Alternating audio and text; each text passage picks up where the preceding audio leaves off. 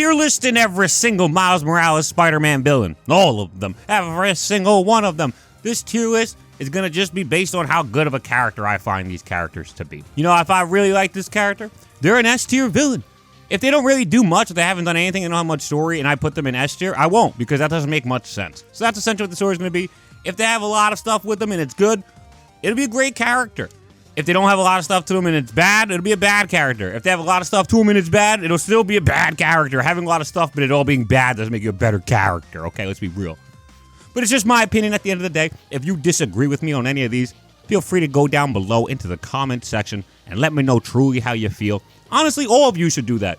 If you are watching this video right now, go to the comment section down below and let me know who you think is the best villain specifically for Miles Morales' Spider-Man. No Carnage, no Hobgoblin, none of these other guys have interacted with Miles Morales' Spider-Man, but they're also Peter Parker Spider-Man villains. I mean exclusively the Miles Morales villains, okay, people? Who is the best? I want you to let me know down below, and I'm going to start this video. Let's jump into the tier list at number 1. The very first character on the tier list is Aaron Davis's Prowler. Now, this character is, I think this goes without saying, this is an S tier villain. This is one of Miles' best villains ever, if not like his best villain ever. It's quite the connection. This is not the Prowler that you might know of if you just read 616. This is Miles Morales' uncle, Aaron Davis, and he is a super villain-esque character, I guess. He's not totally evil, obviously, but he's also not the greatest person as well, and he's done some evil stuff in his time. It's different between 1610 and 616 as well, because in 616 he's also like better. He's just like a better person. That doesn't mean he's a good guy inherently, but he's a better person than a lot of the stuff he was doing in 1610. Either way, though, this is without a doubt, in my opinion, an S tier villain for Miles. He's so recognizable. He's been in adaptations. He has his whole story fleshed out and everything. He even has an end. He dies at one point, but then, you know, it's comics, so nobody stays dead. But it goes without saying, I think this Prowler is unquestionably an S tier villain. Aaron Davis's Prowler is phenomenal. At this point, he's probably more known than the actual Prowler, which is Hobie Brown. Most people who hear Hobie Brown probably just think of Spider-Punk nowadays. But in actuality, Hobie Brown is one of the very first Spider-Man characters. He appears in the first 100 issues, and he's the Prowler. But nowadays, everybody knows Aaron Davis instead. So for me, I'm going to say Aaron Davis is an S tier character, based on the fact that he's got so much story. It's great story as well. The connection with Miles, because their family is so good. It's played up in so many adaptations, whether it be the video game or it be in Spider-Verse. It's just phenomenal. He's an amazing character, and there's a reason why he's in both of the best adaptations Miles Morales has ever been in. Next up, we have the Assessor. The Assessor, I think, is actually an A tier villain as well. Not as well, but he's also just a phenomenal villain. Now, this guy's a menace. He's an AI chip, essentially, and what he's doing is he captures Miles, and he just, you know, performs all these tests on him, trying to read exactly Miles' capabilities and who he is. He wants to get a better understanding of who Miles is, and he's, like, testing on him. And he's essentially assessing him. That's why it's called the Assessor. And honestly, I loved it. It was such a good part of the Ahmed run. I think that was Saladin Ahmed's run. Because to me, this was really, like, original. There's a lot of stuff in that run we're going to talk about in this video because we're talking about all the villains. And, you know, there's a few villains from that run. And I probably won't like a lot of the villains from that run. I'm not going to lie. You'll notice that. But I think Assessor is without a doubt the best one because it's such a traumatic, I shouldn't say traumatic, but it's such like a story that feels like it has stakes. It had an effect on Miles' life where a lot of the times, some stories don't feel like they do that. They just feel like they happen, like a story of the week kind of. But that didn't feel like the story of the week with the Assessor. That felt like it was like some shit was happening to our boy. And, you know, really had us all in a bunch like, no, not Miles. But either way, I put the Assessor in A tier. I love the Assessor. I think he's a phenomenal villain. And we're going to move over to Frost Pharaoh. Now, Frost Pharaoh, in my opinion, he's a B tier villain. It's funny how this is all shaping up. It's SAB so far. Now, Frost Pharaoh, to me, he's a B tier villain. And I know what a lot of people are probably thinking. They're like, well, this character hasn't been really fleshed out too much. He hasn't been, and that's fair. But that's also why he's not higher up on this list, because it's just based on what I've seen from him. I would have put him in A because I just like him so much.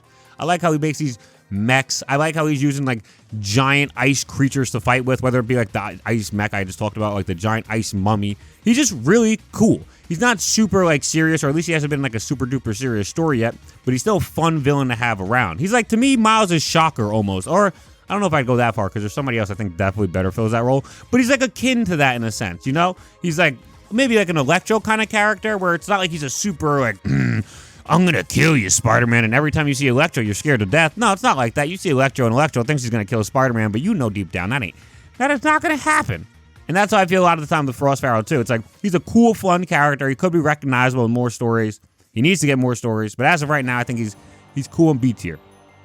Next up, we actually have Hightail. And Hightail also appears in the Ziggler run. And to me, Hightail, I would say, is the top of the B tier so far. Hightail, like, she runs super duper fast. She's like a speedster. She's like a Hispanic speedster who fights Miles, but also, like, kind of has a thing for Miles. Not like in a crush way, but she, like, doesn't hate on him. She respects the kid. So that alone is a pretty cool character archetype. In this tier, the reason why I have Hightail above Frost Pharaoh is because it feels like she's more fleshed out. She has more of a connection with Miles. You know, she's been a reoccurring character for just this run specifically, whereas Frost Pharaoh has appeared before this run, if I'm not mistaken. And he's only appeared once or twice in the run, whereas Hightail herself, I think, has appeared like 3 or 4 times in this run alone. They fleshed her out a bit. Like I said, she's been in a lot of the issues of the story so far, whether it be like with Agent Gao's team or when she's like with Rymyr or like later on when she's just helping Miles.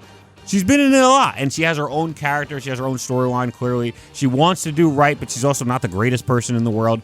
I think it's an interesting character, and she could have a great dynamic with Miles moving forward, depending upon what they end up doing with her. I definitely, like I said, put her above Frost Pharaoh because she has a better connection with Miles. And her story just feels like it's going to like overlap more so with Miles better than Frost Pharaoh, who to me just feels like Electro and Ice. And that's not a bad thing, but it just means like a character like Hightail can make more of a connection. I'm going to put her there. We got Gust next, and I think Gust at the top of the C tier. She's been in a lot of the run so far. Like, she's been in like 6 or 7 issues when she appears with Agent Gao Squad. It's just really know how to use her powers yet. Or she appears later in the Tournament of Power, and it's hinted at that she's like Zephyr's like kin in some way. I don't think they did enough to flesh her out. She appears in Spectacular Spider-Man as well, but the real best thing we were getting from Gust, in my opinion, was when she was going to school with Jaime. When she was going to school with Shift, the two of them like feel like they were getting fleshed out. We was going to get like a better sense of who she is as a civilian. And then, boom, they just transport them to the Tournament of Power arc against freaking Ares. So that was a little frustrating because to me, I think she could have been a way better character if they slow it down with her and maybe take more time to like, you know, let her character be fleshed out instead of just being Wind Power Girl. That's just my opinion. Next up, we got Midas. I actually think Midas is even below Gust. I actually probably like Midas more than Gust, and I'll put her above her. She has less of a story, but based on the character we've seen so far, I like her more. Gust is a very timid and shy character, and like she just still has to come out of her shell, so we have so much to see for her. Midas is a very outspoken woman. She's like talking about how she loves Deadpool, but she's kicking his ass at the same time. Her ability is she can increase the bone density or the density in anything she touches. Not bone density, this density. In anything she touches. Like, she touches Deadpool and she makes his ankles snap under the weight of Deadpool, you know, because he just became so dense. She can make, like, her tonfas weigh more weight as she goes to fight somebody and kick their ass. We don't really know too much about her. I think she only has 4 issues of appearances so far between Deadpool and Miles Morales' Spider-Man. But I thought she was a great addition to the villain. Just look at her, man. She looks like a great addition to the villains if we're going to be real with ourselves. And I just can't wait to see more of her. I think she looks great. I think her power is great and fun. But she's going to be in C tier for now until we see some more. Output, I'd probably put in D tier. He's maybe right below. He's like around Midas. I just didn't like him as much. And they all like made fun of him of being like a generic guy who has like absorbing powers and shoots stuff back out. And I do think that's like funny to make fun of. And it is kind of generic. Let's be real with ourselves. Come on. It happens all the time. But I do also think that it plays in kind of a cool factor he could later on down the line. So I'll put him in C tier because Miles is very known for energy-based attacks with his Venom Blast and then his like Venom Max and Venom Saber. All of this stuff takes energy that Output in theory could absorb. And I think it could make for a great story down the line. He could make for a better character. As of now, I don't think his character's really fleshed out at all other than just being lame generic guy. And, but his power's cool. Kind of. It's kind of generic also. But it's cool in the sense that when you go up against Miles, I think it's a great matchup. And I really hope they can do something more interesting with him further down the line because I think it could work perfectly. I think his power set works really well. And they just have to flesh out his story more, maybe make him more interesting because we really don't know jack shit about him. We don't know. I don't think we know Output or Midas' real name. So if anyone knows it, put it in the comments down below because I'm not aware of it. Next up, we got Rabble. Woo-wee! Yeah, y'all can hate on me if you want, but this is the best Miles Morales Spider-Man villain in the game.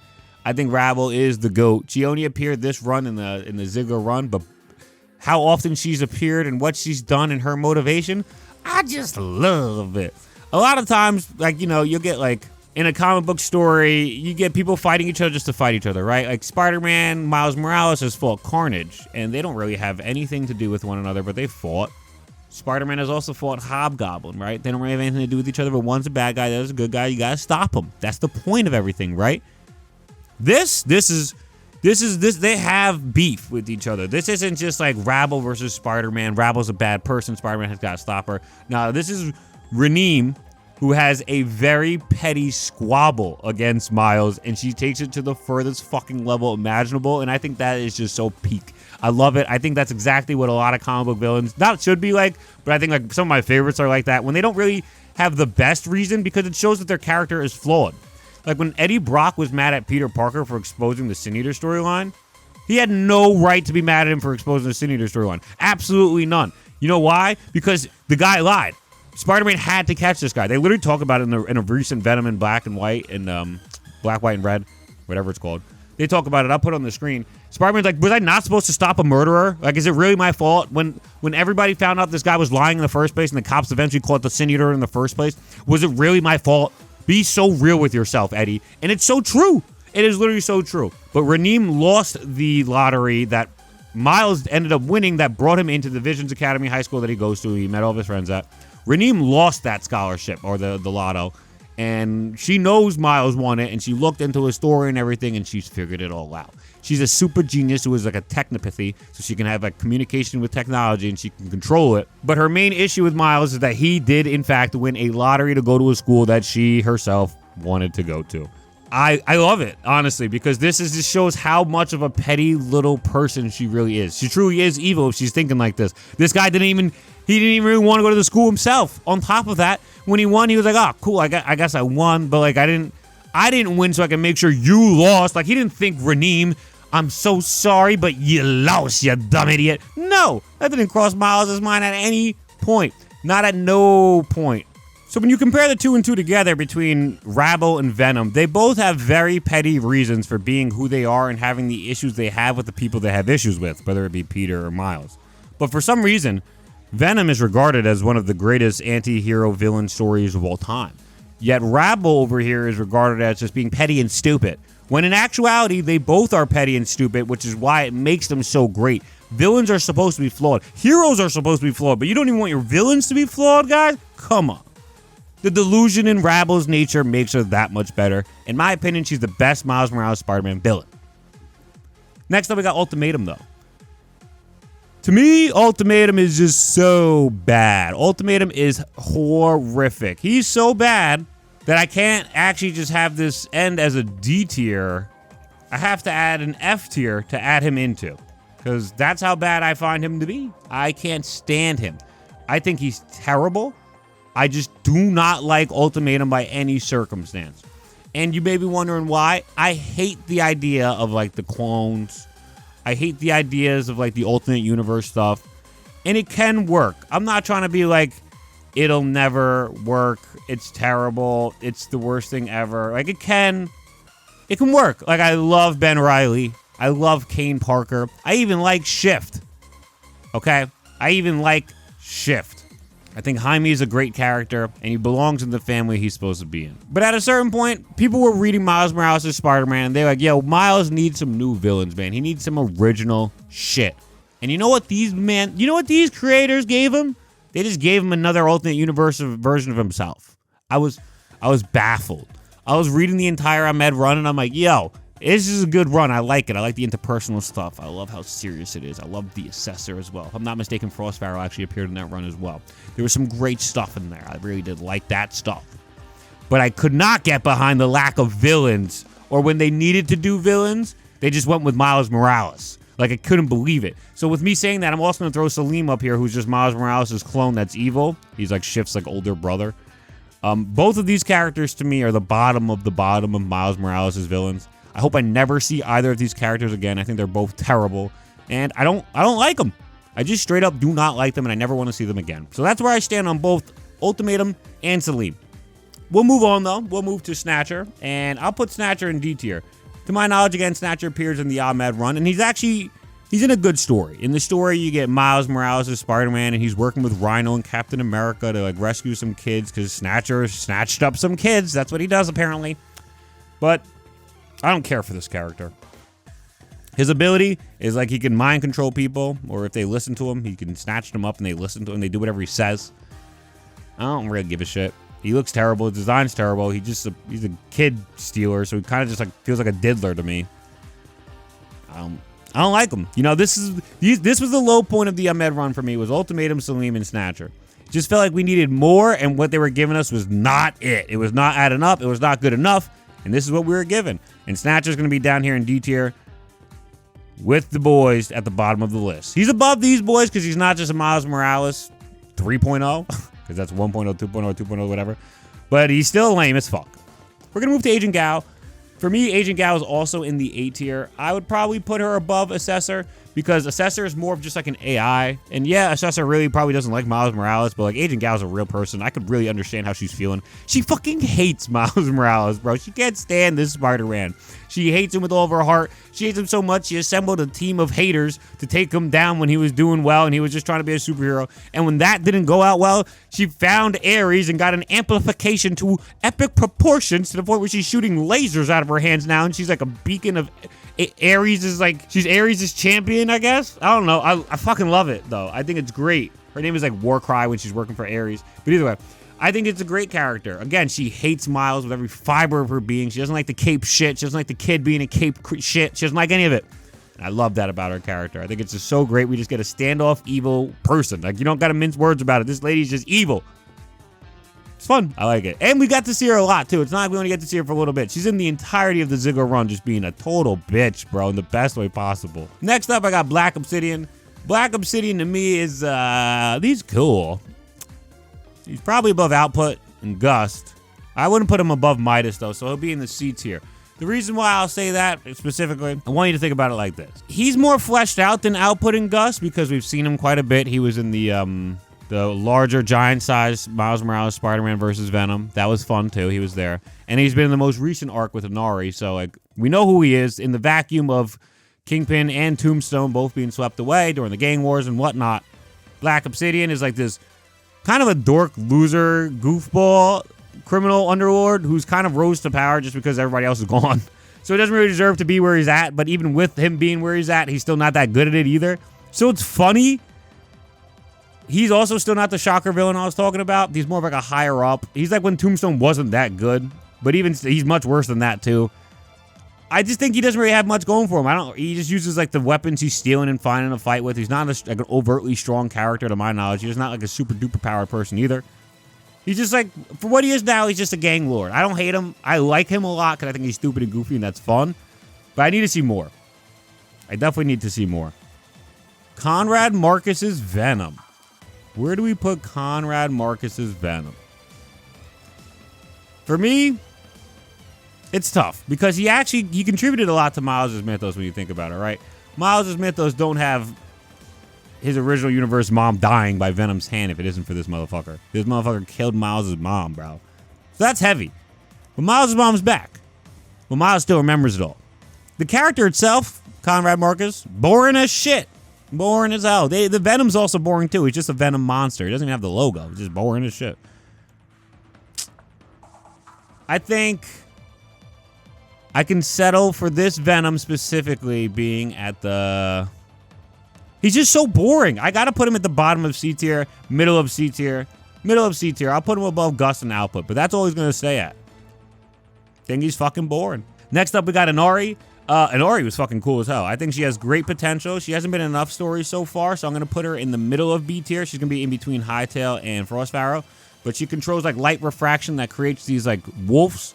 And she fights with them. She's a black Japanese woman. She's fucking cool. Like, her character design is just straight up fucking cool. There's no other way around it. I love how she fights. I like that, like, her and Miles are playing it up a little bit. Maybe they got something in the future. Maybe her and Tiana get beef. I don't know. Maybe they fight over our boy. Who knows? I don't know what's going to happen. But I like her, and I can't wait for her to show up more. You could tell they are going to have her show up more because her moment with White Cat, actually, when he was like, maybe we should go off on our own and do our own things. It leads me to believe that she's going to end up with Miles for a little bit. Maybe not like it's dating, but as partners, maybe. Maybe she'll be like his Black Cat. We'll see. But for me, Inari is definitely B tier. She's very good. She has a very high chance of growing to be better, too. I got Bumbler next. This guy is, you can laugh at me if you want. I don't give a flying fuck because the Bumbler is an S tier villain. This is Miles' shocker in the best way possible, bro. Whether he's just getting his ass kicked and Miles beats him down and then he's like badly beaten and then Miles like, oh my God, I'm so sorry. And he's like, so you're going to let me go? It's like, Are you fucking stupid?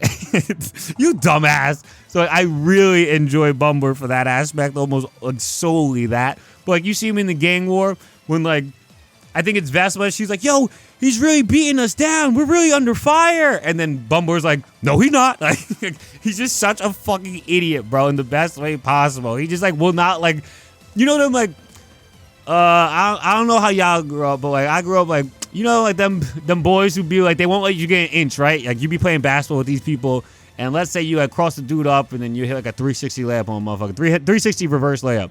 Then you got the boys on the court who be like, nah, that one nice.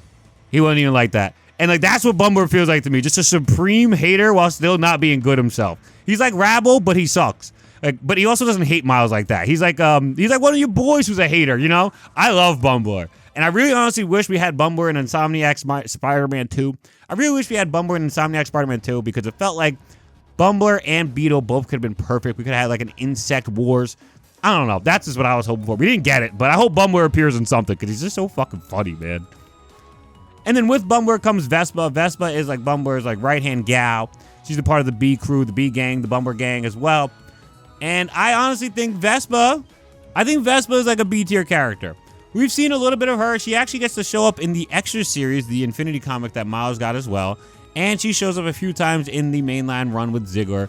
I think she's pretty fun. I think she's cool. I want to see her more. Actually, I'll probably move her down a little bit to C tier. She'll be right below Midas because I do want to see a little bit more from her. But from what we've seen, I have liked her a bit. She's great.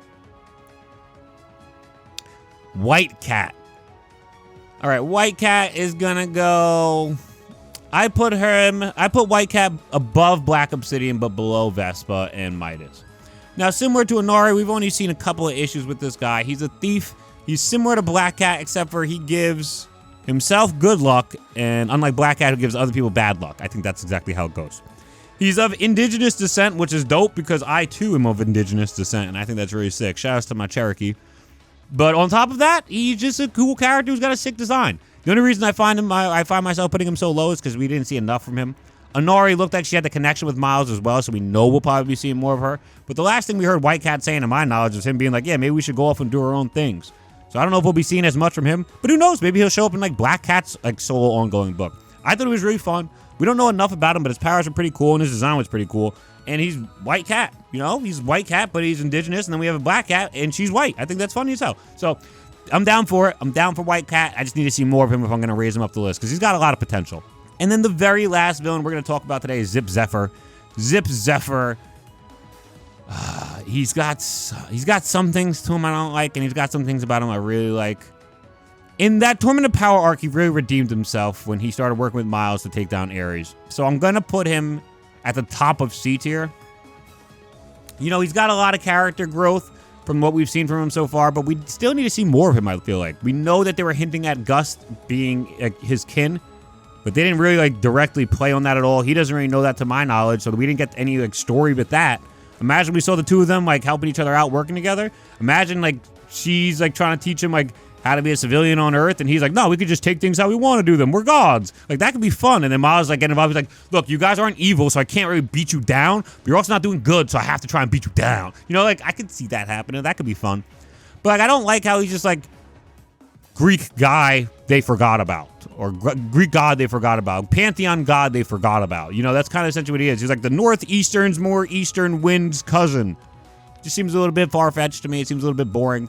I never really liked Spider-Man treading into the god territory either.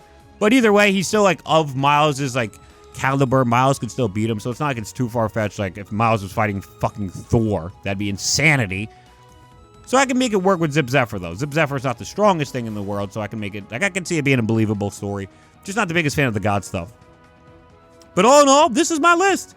As I look it back, let me see if I'd make any last-second adjustments or changes. I like the S tier. Bumbler made his way there. Very much deservedly so. Gal and Assessor in the A tier. I'm a fan. Maybe I would move Frost Pharaoh to the top of C tier. But I like him in C tier. In the bottom of B tier. The entirety of C tier looks pretty solid to me. I feel weird about Venom just because his character was so bland. But he actually had such an important moment in the mythos. Which is now officially in the mythos again. Because Miles remembers it all. And then you got like the bottom three. This is definitely the bottom three in my opinion. Snatcher, Ultimatum, and Selim. Just We got Miles Morales, and we got a Kid Diddler. I think it goes without saying, these guys are at the bottom. He's probably not really a diddler, but he does kidnap kids, so it's no good diddling kids. I'm going to say this is my official final list. I think I'm down to say and sanction this, the dunk list for Miles Morales villains. Maybe I'll do one of these for Peter Parker Spider-Man. Let me know down below if you want to see that. But I feel like Miles deserved one of these because everybody hates on him saying he's got no villains. Like, yo, there's like 15 villains here alone. Oh, where the fuck is Rymyr? Where's Rymyr? I didn't even add Rymyr. Now I gotta add Rymyr back into this thing? You serious? I gotta put Rymyr on the list, though. I actually totally trolled and forgot to add Rymyr. Rymyr was the ancient vampire who Miles fought during the Blood Hunt storyline. I would put Rymyr above... I mean, he's kind of this big bad vampire. I doubt we see him again. I'd put him at the bottom of C tier. He didn't have too much to him. He kind of just shows up. We're supposed to believe he's like this ancient vampire. He gets beat down by Blade and Bloodhunt and Miles. Then we run it back and beat him down again. I like that he shows up more than once, but to me, honestly, I don't think he's going to show up ever again. And he didn't seem like he had much character growth to go with him either. I think the bottom of C tier is probably where he's going to stay, and he could be solidly stay in there. But now officially, this is my list, and I feel good about this list. I think it looks great. I'm proud of it. I don't think I'm missing anybody else. If I am, please let me know down below.